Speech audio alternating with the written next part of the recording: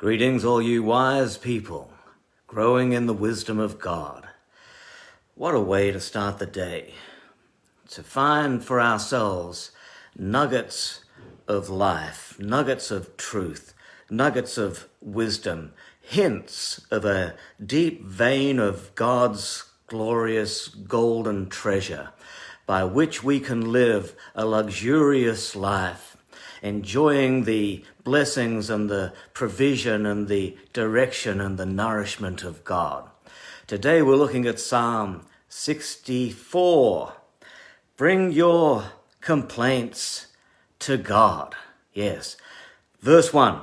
Hear me, O God, as I voice my complaint. This is a complaining psalm. What's the point of complaining? Nobody listens. Well, apparently God does. People say things like, stop complaining, be thankful. They say, complaining never changed anything. They'll say, strong minds suffer without complaining. Weak minds complain without suffering. They'll say, winners never complain. They're too busy getting better. These aphorisms are true. Someone who complains about everything never gets to enjoy anything. Yet David, the man after God's own heart, is a man under pressure. King Saul spent most of his reign jealously pursuing David in an attempt to end his life. David was hunted. When he eventually becomes king, he ends up leading the whole world. And you might think that's just where you want to be.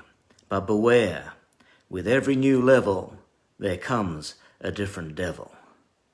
David now has the weight of the whole world on his shoulders. Then at home, he's having family troubles. His wife, Michal, well, she's just like her daddy Saul. There's issues with Amnon and Tamar and all kinds of problems with Absalom. There's treachery all around him. He's got everybody complaining to him. Enemies near and far, to the left and to the right. Plots and ambushes and deceptions are constant. He doesn't know who to trust. There's barely a psalm where David doesn't mention his enemies. If we were to talk like that, they'd call us paranoid. Leadership means a lot of pressure. If you're going to step up to a new level, then you've got to expect pressure to escalate. If you're a lot of people look at leaders and the position they enjoy and are attracted to the light, to the limelight. But can you handle the heat? So God includes this complaining psalm where David is complaining. He includes it in his book of wisdom to teach us what to do when we're facing the heat. The trouble is, most people don't complain to the right person. They complain to all the people who can do nothing to help them. Misery loves company, and pretty soon you're surrounded by a quorum of equally miserable people and enjoying fellowship over everything that is wrong with the world. They complain about leaders and they complain about their status in life and they complain about jobs. They complain about their boss. They'll complain about their workmates and complain about their husband and complain about their wife or about their parents. They complain about church. And when they're done with that, they'll complain about the weather because complaining is their way of communicating. None of that helps anybody.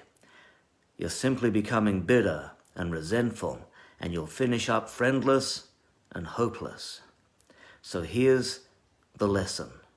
Take your issues to an authority, someone who can do something about your situation.